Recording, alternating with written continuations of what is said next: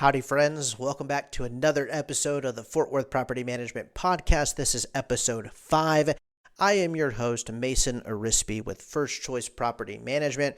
We're super excited for today's episode. Episode 5 features our second guest star on the pod, so we're super excited for you to get to hear a different perspective. I know y'all can listen to me ramble on day by day, but we do have a guest star here who's going to be joining us for the second half of the podcast. So stick around for the second half of the podcast where we jump into today's main topic, the top 5 questions that you should ask every property management company that you are considering partnering with.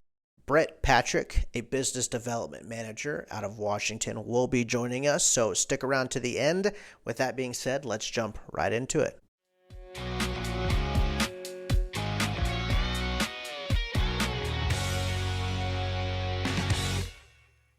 All right, welcome back to another episode of the Fort Worth Property Management Podcast. This is episode 5, where we're going to dive into the top 5 questions to ask every property manager that you're considering partnering with. I am your host, Mason. I'm with First Choice Property Management here in Fort Worth, Texas. Whether you're a brand new landlord, you're an investor who already has a property management company, or if you're just thinking about buying your first property, this episode is going to be perfect for you. You definitely want to keep this in your back pocket because at some point, if you ever need to call around, interview property management companies, these items that we talk through in this podcast are going to be so useful to make sure that you find the right one and you don't have to constantly be jumping from property management company to property management company. Today's a big one. It affects every single landlord, whether you self-manage or even if you already have a management company. It's all going to be useful for every single one of you. And once we get there, we're not going to be talking surface level questions. We're not going to be talking, what do you charge? And do you just collect rent? We're going to be talking meat and potatoes of questions to ask management companies so that you can truly get to learn about who you're partnering with. The questions that we share with you today are going to reveal things about their communication style, their systems, and their philosophy as a company. And then our goal is going to be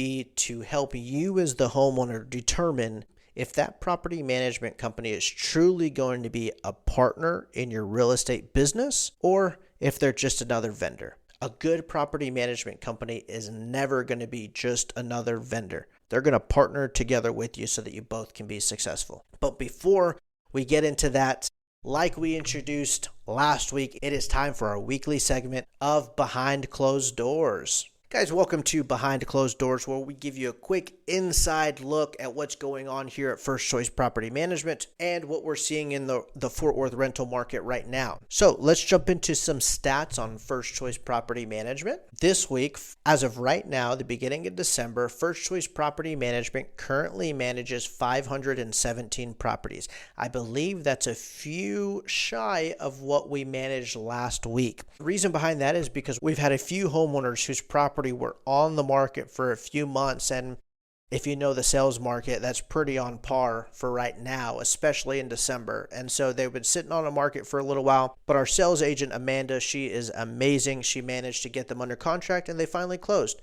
And so there were a few properties that we removed from our book of business because of a sale. And then every once in a while, with our portfolio being the majority accidental landlords, we had a few homeowners who moved back into their property after moving away for a few years. And so a few homeowners, they did move back into their house. And so a property management company's book of business is constantly doing this. It's going up. Sometimes you see a small downtick and then it goes back up. It's not uncommon with us being in the slower part of the year to see a slight downtick in doors before we get busy during the new year and spike back up. And so as this podcast continues, you'll see a fluctuation of our door count. Now, if you listened to the podcast a few weeks ago, you heard me talk about the homes that we currently have on the market. Last week, it was somewhere around 34, 35 properties. Well, we had a huge influx of applications. We are down to 27 properties on the market as of right now. An influx of applications in November and December around the holidays is almost unheard of. And so we get to remove a few properties off of the market and get them occupied with renters. So that's a big win for our company. The current average days on market for Fort Worth is currently 47 days. First Choice's average with all of our listings is just shy of that at about 43, 44 days on market as of right now. And so it's only by a few days, but we are slightly below the average days on market. Unfortunately, with us being in the slowest time of year, we only expect that to stay the same or even increase as we get closer to the holidays, and then hopefully drop down in the new year. The average rental price in Fort Worth for a single family home is down $12 to an even $2,100. $2,100 is the current average rental price for a single family home in Fort Worth. Last week, it was $2,112. What that means is that as we get into December, we're seeing more and more price decreases in the houses that are currently listed for rent. Whenever you have this much inventory on the market, the only way to stay competitive with other houses is by lowering the rent or offering some type of move-in special. And then as far as it goes with First Choice Property Management, there are a few things that we're working on still behind the scenes. One thing we just released this week is a DFW landlord support page on Facebook. Now, it's not what it sounds. It's not like AA or something like that for landlords, but it is a Facebook group specifically for Dallas-Fort Worth landlords to come and ask questions about their rental properties, about what neighborhoods to purchase in if they want to buy rentals, and then just to ask any and all questions to other landlords and property management companies in the area. Our biggest rule is that we do not allow for rent or for sale listings. We've all seen the Facebook groups. They're just bogged down with houses that are for sale or listings that won't sell or rent. And so this is going to be a group specifically meant for landlord advice, landlord tips and tricks. So if you want to join, please head over to First Choice Property Management Facebook page, and there will be a link there for you to join. We've also been ramping up our AI integration in our company. There is a lot of AI being integrated to our maintenance coordination. And then, like I mentioned in the last episode, we're constantly putting out more and more content for landlords to begin learning. And then hopefully by next podcast, we should have a new website rolled out. So when that's rolled out, we'll send you the link so that you can go check it out. But that is everything going on here at First Choice, and then a brief snippet into the Fort Worth rental market. So thank you so much for sticking with our new podcast segment, Behind Closed Doors. All right, so we really wanted to roll this episode out early on in the podcast because we wanted to give you actual resources that you can take with you when you're deciding on a management company. Even if that answer's not us, we still want you to find the company that fits the best for you because it is a partnership. I want you to think of a business partnership between two people. If one person's unhappy, it doesn't work. Whether that's the homeowner or the management company, that partnership, if somebody's not happy, it is going to be a constant headache. And we're talking about a headache with a $400,000 or $500,000 asset that somebody else is living in, right? And so you'd really want to come at this with a partnership mindset whenever it comes to calling property management companies. So first, I want to lay the groundwork and explain to you a little bit about my role here at First Choice and then our guest star's role in his company. So both of us are what's called a business development manager. Our job is primarily to grow the property management business. And so my day job, whenever I'm not here filming the podcast for all of our Fort Worth property management podcast listeners, is to speak with homeowners every day, provide info on what it would be like if they partnered with our company to manage their home compared to the others here in Fort Worth, and then meet with them at their property and get an actual plan together for listing and managing the property. So there are three main steps that I hit as a business development manager.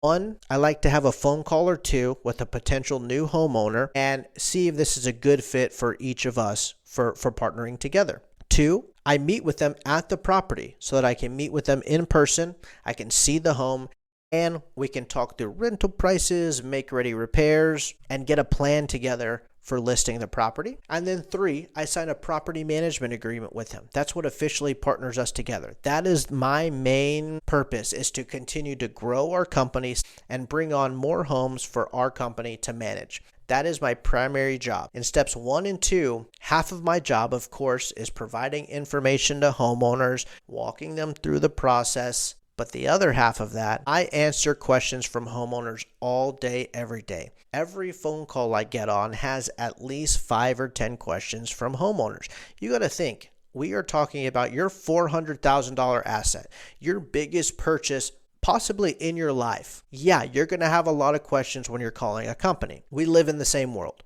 We answer the same questions. The homeowners in Washington think the same as the homeowners here in Fort Worth, Texas. And so we answer hundreds and hundreds of questions every month as we talk with these homeowners, as we're gearing up to rent their properties. So we've heard some of the best questions around and some of the worst questions around. I can't tell you how many times I answer the phone. Their first question is, hey, what is your monthly fee that you charge to manage my house? I tell them the fee. Okay, thank you very much. Bye-bye. And they hang up. I can't tell you how many times that has happened. Unfortunately, that's typically one of two owners. One, they don't care who manages their property. They want the lowest fee around. Unfortunately, some people are in that position. But two, the other half of those owners, they don't know better. They don't know what else to ask. So our goal with this podcast is to give you the resources you need to ask effective questions whenever you're calling around to these management companies. But what we want to avoid is you choosing the wrong one and it costs you a buttload of money or time. Just think about it. The two things that cost you the most money with a rental property, vacancy and repair costs. Those are the two most expensive things, and you're about to offload that responsibility to a property management company. Do you really want to sign up based on what fees do you charge? I mean, come on, it's rough. Now, we'll get to that point in a second. I'm not saying completely discredit it, but I want you to learn about the company so that you can make an educated decision on who you choose to go with. So please stick around to the end of the episode so you can have all 5 of those questions that we're going to give you as you start to do your research on property management companies. We are going to bring on our second guest star to the podcast.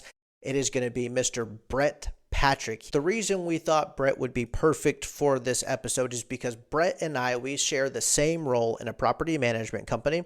We see the same patterns every day. Half of our job is to pick up the phone, speak with homeowners, explain about our company, but also answer the questions that they ask us, right? And so we talk with homeowners every day. We've heard the best of the best questions. We've also heard the worst of the worst questions. So we want to provide you guidance on the questions that will actually get you the answers that you want to hear. So some info for you on our guest star today. His name is Brett Patrick. He is the business development manager for the Kenmore Team Property Management Company. They are a full-service brokerage up in Kennewick, Washington. I'm willing to bet you money when he comes on, he'll say, our company manages in a town that you've probably never heard of unless you're in the northwest corner of the United States. If he says that, y'all owe me $100. Brett is one of the nicest guys I know. I met him when we were in Rent Skills Mastermind group together. It's where we would get together with other business development managers in property management, talk through objections and how many properties we're bringing on, and, just an accountability group. Brett is one of the most honest guys. He shoots you straight. He'll tell you if you're right. He'll tell you if you're wrong. But more importantly, he spends all day talking with landlords, just like I do. Brett's been doing this for about 8 years now. He's talked with hundreds and hundreds of homeowners and answered thousands of questions along the way. And so he helped me build this list that we're going to give to you so that you can begin to learn and build trust with the company that you're considering managing. Really cool things about Brett. If you ever get in contact with Brett, you got to ask him about his goats. I'll tell you real quick. He's not on yet, but I'll tell you about it. So he has like 5 or 6 goats that backpack with him whenever he goes hunting. He puts like little backpacks on his goats that carry ammo, food, different necessities whenever you're traveling up a hill and hunting, and they'll go hiking. These goats will literally walk right behind them with just packs and packs of stuff on them. And it's one of the coolest things I've ever seen. I mean, I can't train my dog Phoebe to stay, but he can train these goats to follow him up and down a mountain with packs of gear on it. It's incredible. And so really great guy, incredible friend. I love getting to see him every year whenever we have our property management conference somewhere in the United States. Like I mentioned last week, we just got back from Nashville. So incredibly honest, knowledgeable, great guy. And Brett has such a deep understanding of owners' expectations. And then he understands owners' expectations and their challenges based on what type of owner they are. Of course, Brett being in the same mastermind group as me, his company views this relationship as a partnership. And so we have the same goal in mind, and we see similar questions in each of the homeowners that we talk to, but we're in completely different markets. So it's going to be an incredible point of view to get from a property management company, a completely different market, but with similar goals in mind. With that being said, please, everybody, help me welcome to the show, Brett Patrick. Brett, thank you so much for taking the time to speak with all of us today. Welcome to the Fort Worth Property Management Podcast. We're glad to have you. Thanks for having me, Mason. Appreciate it. Yeah, no problem, man. I'm super excited to get to chat with you. Why don't we start out with just letting the listeners hear a little bit about you and your team and where you come from. So tell us about yourself. Yeah, so we are a independently owned and operated, basically non-franchise property management company in Eastern Washington, in a town that, unless you're from Washington or Oregon, you've never heard of. We're based in Kenmore. There's about 320,000 people, and we manage just over 600 doors, primarily single family, and doing more and more multifamily every year, and we do some commercial as well. We've been around for about, as far as property management goes, we've been doing property management for about 10 years. I've been in this space for 9 of those. So I've been here a long time. Really? Yep. Okay. And during those 9 years, were you primarily business development, or are you an agent as well, like helping homeowners buy and sell their properties? I started out doing, if we want to go way back, I started out with this brokerage on the sales side, actually I was the assistant for 5 buyer's agents at the time. And then we had a assistant property manager who just kind of quit on us randomly. So I started helping out doing just showings, mostly filling in, doing showings. And then I did 2 months later was fully transitioned to property management. And that was 8 years ago. So I've been a licensed real estate agent for 9 years, and then 8 of those have been pretty much full-time property management. Nice. Okay. And now you're full property management. You're in the business development role as a business development manager. So we have here at the Fort Worth Property Management Podcast, we have a multitude of different listeners. We have some investors. We have a lot of accidentals, because that is what first choice primarily is. And then we also have people who are just considering buying their first rental property. So I know y'all are slowly branching out into multifamily, which would be more investor clients. What is your primary owner that you communicate with every day? Dude, we're really split. I had an owner today that came in, and he has 27 single families with us. He's an investor. And then I have a ton of accidental landlord. That's a lot of what we've been getting in the last 2 years for sure. But I have a bunch that are, investments too. So okay. And I guess for those listeners who don't know, whenever we say accidental landlords, we mean landlords who maybe bought their first home, they're moving, and they have to rent their house. You weren't always meant to be a landlord, but you accidentally fell into it. That is the majority of what First Choice handles, is accidental landlords, or even those who just slowly want to invest over time. My book of business that I bring in is primarily a homeowner with 1 single family home, maybe 2 that they've bought as they moved throughout Fort Worth. And so the reason that we're telling all of you this is because my job, my perspective with homeowners might be different from Brett's, but Brett is still the expert because he has to walk the line between the emotional side of accidental landlords and the business and very analytical side of investors, right? That's why we thought this topic would be perfect for us to hop on together to talk about. And so, Brett, with that being said, let's jump right into it. Let's get into why the people are here today. Today, we're going to go over the top 5 questions that you should be asking every property management company that you are considering partnering with. And so, Brett, I want to start off with an honorable mention. It's what everybody wants to know whenever they're calling property management companies, but I have it as an honorable mention because I do not think that you should focus solely on this. And so, honorable mention, what is your pricing? And I mean, it's a big one. It's what everybody wants to know the second they call in. But in my opinion, you are signing up for a partnership with a property management company. I think you should focus on building a relationship and getting to know that company instead of just asking their pricing. and hanging up immediately. And so what are your thoughts on that honorable mention? No, I completely agree. And if you are going to ask it, I would say ask how it's structured more or less, because it could sway you. If you break down everyone's fee structures, like 90% of us are the same. Like the way we structure and we get to that cost might be different. Like some people might charge a higher management fee, but might not upcharge maintenance. But some people might charge a lower management fee, but then upcharge on maintenance, and it all equals to be the same for 90% of us. There is the discount property managers and that sort of thing. But yeah, I totally agree. But it is important to ask. And then for some property management companies, I would say that another reason to ask is why it is still important is we will actually, if you have multiple properties, this is kind of talking to the investor, if you have multiple properties, based on how much we like your portfolio, we might discount it more or less. If you have a 30-unit apartment complex that's in the bad part of town, if we even decide to take your property, we might not even discount you at all. But if you have 5 single-family properties that are nice, we might discount your property management service a little bit more because you have more properties. That's, I think, coming from the investor side, might be why you might want to ask, might be an angle to ask, I guess. Yeah, and by no means are we saying to just avoid this question altogether. It's still Correct. barely made the list because it is important, but like Brett said, one way or another, the cost is what the cost is. A property management company is a business. They're going to be there to make money. It just may be charged in different ways. It's important to ask. We want you to focus on building a good relationship with the company and partnering based on that. Because I say this nonstop. This is not a one-time service that people are signing up for. It's a partnership, and ideally this is going to last 3, 5, 10 years or more and be a partnership long-term. So you want to find somebody who you fit with. So honorable mention is what is your pricing and what is your fee schedule or your fee structure.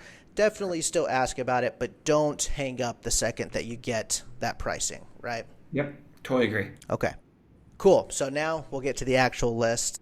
The top 5 questions that you should ask every property management company you are deciding on partnering with. Brett, you want to reveal question number 1? Yeah. So what does your tenant screening process look like? There it is. Yeah. I want to say an episode or 2 ago was tenant screening, and I started off the podcast because this is a big one. This is going to directly impact, 1, the person who's paying rent to you every month, and then 2, how the condition of the property is upheld, right? So it's pretty important. What are some answers that you would look for in good property management companies? Yeah, so I would want to see that they're doing it, first of all, and just how, which most people are. Like that's kind of silly. I'm mostly joking, but it's not what they answer, it's how. And like you can tell someone's level of experience based on how they answer it, in my opinion, and then how thorough of a job that they're doing based on that answer. If that makes sense. I know that every property management company is going to be doing this, but I want to get an idea of how thorough they're going to be. Even kind of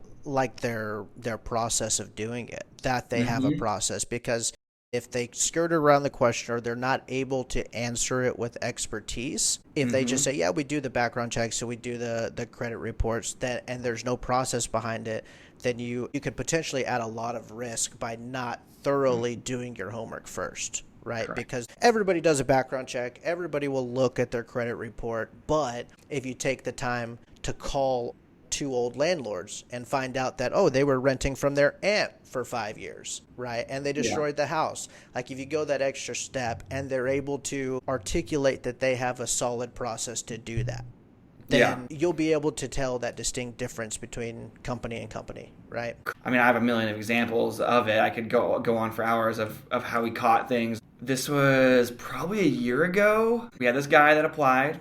Looked great. 700 credit score. He made like $20,000 a month as like a general manager, but he'd been working there for like 20 years. Great. Until you got to the landlord verification. So what he had put is that he had owned a home for 6 months, which was true. He did. And he said the reason was they were going to have to be doing a bunch of repairs on this property, and that they were going to decide to rent while they did it, which all makes sense. But they only had 6 months of ownership history. They left out the prior part of their residency history on the application. And any mom and pop landlord or maybe an inexperienced landlord's gonna be like, oh, fine, you have a 700 credit score, make $20,000 a month, you've been on your job for 20 years, like it all sounds great. But then we're like, hey, we need your past. Did you own or previously, or did you rent? Like we need that. We need 3 years. And he's like, oh, okay, yeah, here's my past landlord. Well, the reason he didn't want to give it to us initially, he was hoping that we wouldn't call him, is because he knew this guy was going to give him a bad reference. And there was a bunch of, like, this landlord's like, well, he owes me like $5,000. And when we denied him and brought that up, he was like, well, I should be suing that landlord and this and that. And it was like, okay, yeah, we don't want anything to do with this. Like then he turned a flip switch and he got really hostile and started saying all this stuff. And it was just like, yeah, we don't want anything to do with this. Like, and it's in our screening criteria that if you owe a past landlord money, like we don't rent to you. And so it was like my leasing manager caught that. And it was like, not a lot of people, I don't think, would have caught that. Yeah. Thank goodness. Because the second you call them out, they show their true colors. Right. Yep. And then you see what you could have easily dealt with for a full year after that. Yeah. And it was like the most concerning part was like his attitude after that and how he started bringing up the suing and the threatening of this other land. I'm like, dude, I don't want anything to do with that. So yeah, no thanks. So yeah, no, that's a great example. You got to make sure that these companies have a process and that they go the extra mile to figure out about these tenants, or you're going to be in for a headache, a year-long headache, right? Yeah. Great. So question number 1 to ask potential property management companies is, what does your tenant screening process look like? And now we will head to question number 2 that you should ask every potential property management company. And that is, how do you handle maintenance and repairs? So Brett, I think one of the main things that I want to know when asking this question is it all in-house maintenance, or do you hire handyman, plumbers, and different vendors like that? And so what I'm asking is kind of the structure of their company a little bit, and then who's going to be completing the repairs on my property. Is that what you get with this question? Yeah, or does the property manager do it themselves? Yeah. Like I've heard of there's a competitor property manager that I actually really like, but him and his son do like the sprinkler blowouts, like they do patch and paint work and that sort of thing for their owners. Really? So the property manager goes out there. And they mostly do rural stuff, and they kind of fit that niche. But yeah, that could be like me personally. I don't want that. I want professional. I want licensed, bond, insured for that stuff. Yeah, and you also got to keep in mind that whenever this property management company is completing these repairs, technically you are sending repair people, you are sending tradesmen into somebody else's house. This could be a single mom, it could be a family full of girls, who knows what it is, but you're sending a person on your behalf to complete a repair in somebody else's house. Mm-hmm. That in and of itself holds so much liability, and if you don't get a licensed and insured company and something goes wrong, oh my gosh, you are in for a world of trouble, right? And so I'm so glad that you mentioned that. A spin-off on this is, do you allow owners to do their own repairs? Because, like, again, we don't. If it's occupied, no, I do not allow homeowners to do their own repairs. And that's, again, if that's important for you to do, cool. That's a really great point. That's the second half of what I'm getting at is when you ask the question, how do you handle maintenance and repairs, you can also ask, who's going to be doing it and can I do my own, right? Because the way that I think I mentioned it about 2 episodes ago, is that property management is kind of a spectrum. On one end, you have the more full service management companies who handle everything for you. And then on the other hand, you have the more moderate service companies. They talk with the renter, they do the leases, and they'll let the homeowner know about every repair, and the homeowner will take care of it. And I tell people that you have to find where you fit. Full service is not meant for everybody, and not everybody's going to want to have to call the handyman on the weekend, right? And so I tell people you got to fit there. And so how you handle maintenance and repairs is a tell-all question. You will find out a lot about a company by asking this question. It's just important that you ask it and dive in as deep as you can, because these are going to be the people who maintain your $400,000 asset, right?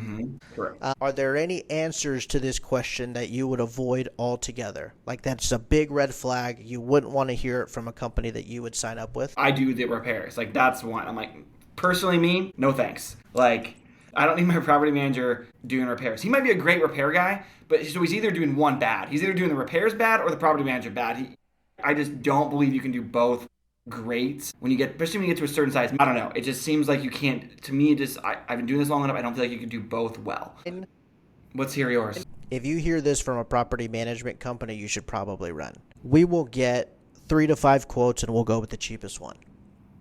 If they choose the cheapest vendor in town, that means that's going to be some pretty poor work on your property. I understand wanting multiple quotes. That makes sense. But if you're looking to just choose the cheapest one around, your property is going to suffer over time. So I would stay away if that's how they answer that question, if they're just choosing the cheapest handyman in town. Yeah, dude, we do so much stuff, and we always are shopping and using other vendors because an owner wants us to use their company and they are licensed and bonded, so we use them. So a high level property management company is gonna already know, they won't have to get 3 vendors because they're already constantly seeing invoices come through. Yeah. My maintenance coordinator can tell you off the top of her head how much a hot water heater costs because we have so many properties, right? Yeah, that completely makes sense. That's a really good point. So to recap, question number 2, how do you handle maintenance and repairs? Number 3 is a great transition to the last question, which is what is my level of involvement as the homeowner? And then, so basically, what is your level of service? This kind of has to do with the second question. So I think this is great, number 3. And so what, I guess, Mason, are answers that you like to hear? Well, there's a few different ones. And so with first choice, in my position, the way that I answer this question is once you move out and hand over a key, we handle everything from there. We handle pretty much everything from A to Z. And so your property manager, it is their job to be seen as the landlord so you don't have to. And so our level of involvement is that the homeowner, they have to approve the bigger repairs. Outside of that, we handle everything else. And so if you're the homeowner who does not want to be the landlord, that's the right answer to hear. However, if you're the landlord who wants to complete all the repairs on the property, that's going to be the wrong answer for you. So it is about finding where you're at on that spectrum and finding the company to partner with there. And so I think it kind of goes case by case by every homeowner whenever they're reaching out to management companies. Totally agree. Yep. Alert. Personally think property management companies that do this it'd be kind of a red flag for me because when you get it to a certain size, you can't keep track of all this. And so my property manager hot take is I feel like if you're doing different services for every single owner, somewhere the ball's going to get dropped is my personal opinion and my hot take. Yeah. Okay. So if they're willing to adjust their standard process for an individual owner, they're probably willing to do it for another and another and another. And then it just gets lost. Somewhere it's going to be a loss. I feel like there's no way you as a company can keep track of all that. I'm not saying it's a red flag. I'm saying maybe it's one of those beige flags. It's a beige flag, as the kids say, right? That makes complete sense. Let's explain it a little bit for the listeners who may not do this every day. So if the property management company is willing to adjust their standard process for each individual owner, the likelihood is way higher that they're going to let down your expectations because they don't have a standard operating procedure. Correct. And so they're trying to remember that Brett at 123 Main Street only opted in for the 50% full service, and then Mason down the street is as full service as it gets. So I have to remember everything for Mason's property, right? And so that's a very good point. And so even just asking this question, what is my level of involvement as the homeowner? Asking that question puts you in a better position than a homeowner who tells a property management company the level of involvement that they want, right? Because if you're telling the property management company and they bend over and they're like, yeah, we can do that, then they're going to do that for all 500 clients that they have.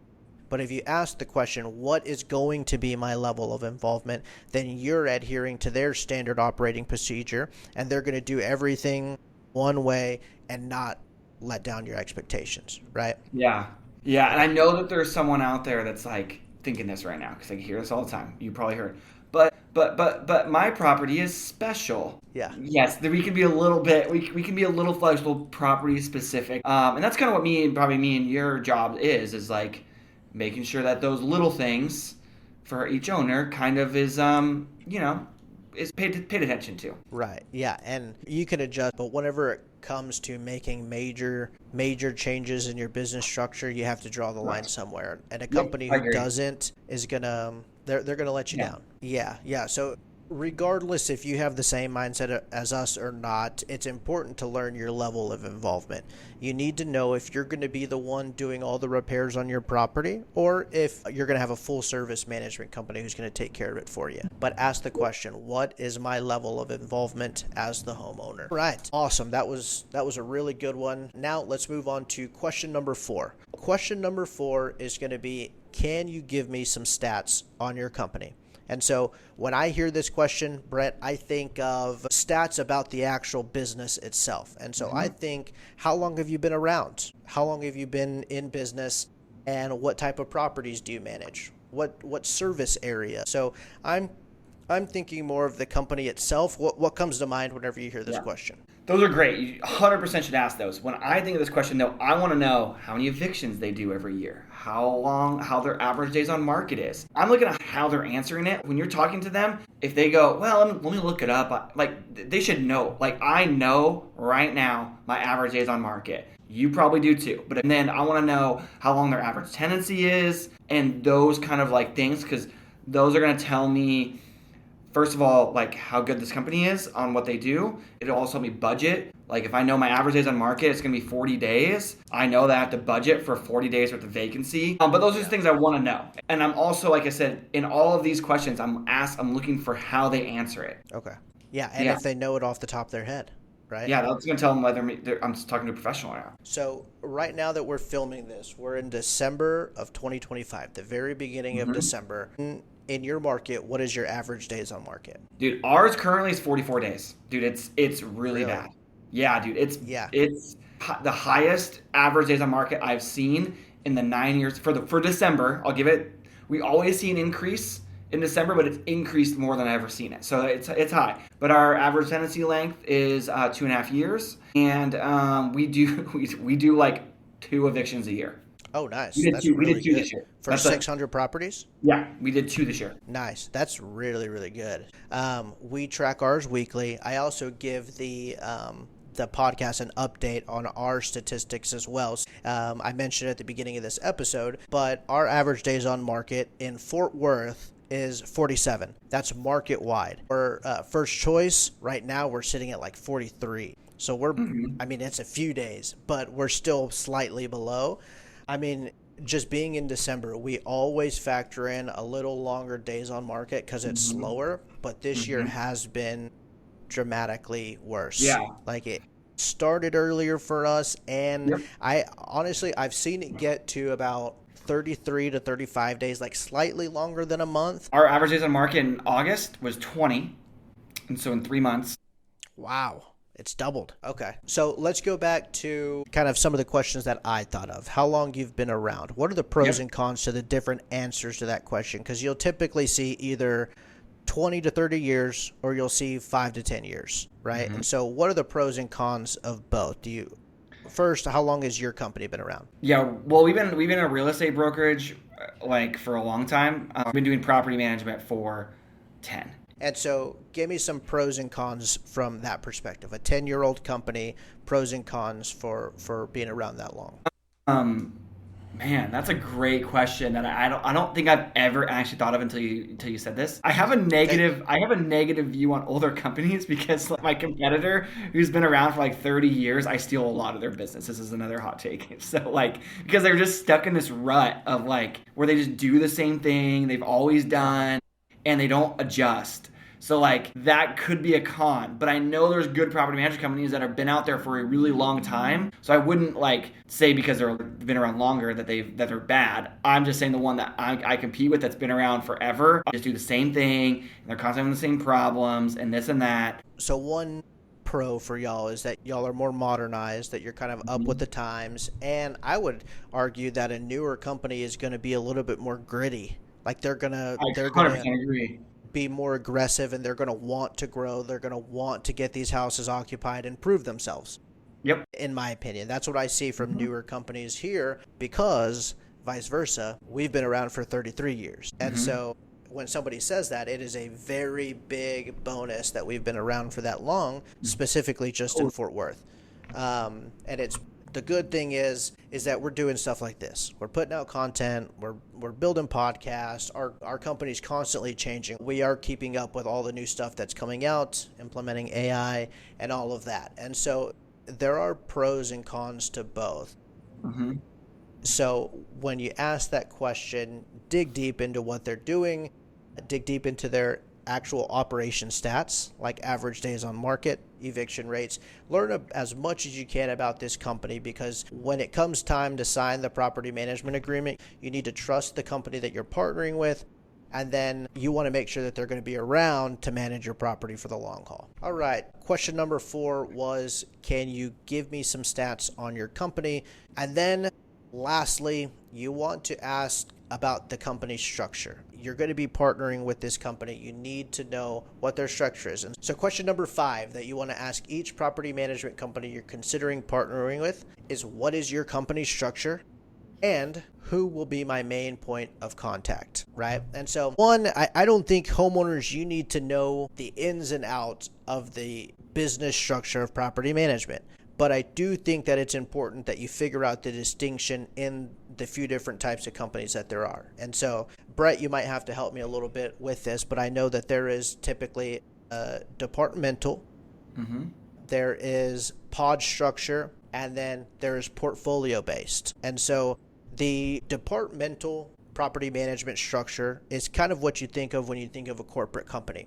You have your accounting department, you have your leasing department, you have your maintenance department, and you don't have a main point of contact. Based on what phase your property is in is who you'll be primarily communicating with. If your house is empty and you're trying to find a renter, you'll be talking with the leasing department. And so, that's the departmental. And then the portfolio based is more of where you have a property manager assigned to your specific house, and they have a portfolio or a book of business that they manage. And so the property manager is mainly responsible for your property within their book of business. In that business structure, you have a main point of contact, which would be your property manager. Does that sound about right? Yep. Yeah. And just let's kind of go off of the portfolio style. That person manages yours and 100 others potentially. It's usually between 50 and 100 is how many they manage in my experience. And they do everything for those properties, just to be a little bit more specific. Yeah.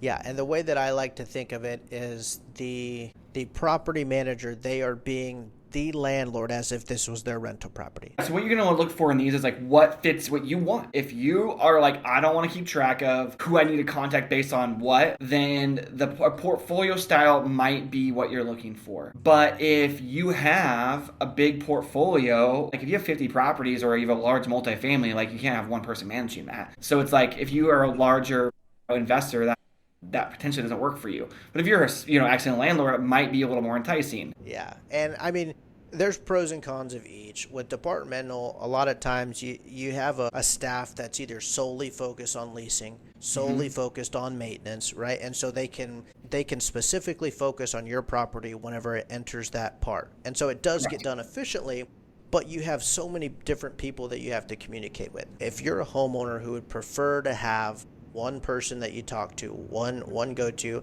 then departmental may not be the company that you want to sign up for. Vice versa, portfolio-based, you have one main point of contact. So you have your go-to person. They're basically your business partner, but they coordinate all of it for you. And so when it enters leasing, they're doing that. At the same time, they have one of your other properties that's going through a repair. And so they're handling maintenance. So they handle a lot more. It may take a little bit longer for them to get back to you, 24 hours or something like that. So it has its pros and cons. But I can't tell you how many homeowners, especially accidental landlords, who call in and they're super annoyed because they just couldn't get a hold of anybody at their last company. And it's because they emailed so many different people and they didn't have their main point of contact. And so you got to figure out what would fit best for you. If you go with a portfolio-based company, you'll have a property manager assigned to you, and you'll basically speak with them for all matters on your property. A lot of accidental landlords, they love a person who is extremely hands-on on their property, and they don't like to be a small fish in a big pond, right? Correct. And Because so, there's a lot of emotions. A lot of emotions. Exactly. Yeah. A lot of emotional with accidentals. And so these questions, they are meant as guidance to learn and understand the company that you're considering partnering with. There's no 100% right and wrong answers, but it depends on where you fit, right? What kind of management style that you want. I'm going to go ahead and give one more honorable mention, kind of a pro tip. Ask to see a copy of the property management agreement and look at what the termination policy is. Because as you can tell, there's so many different management companies.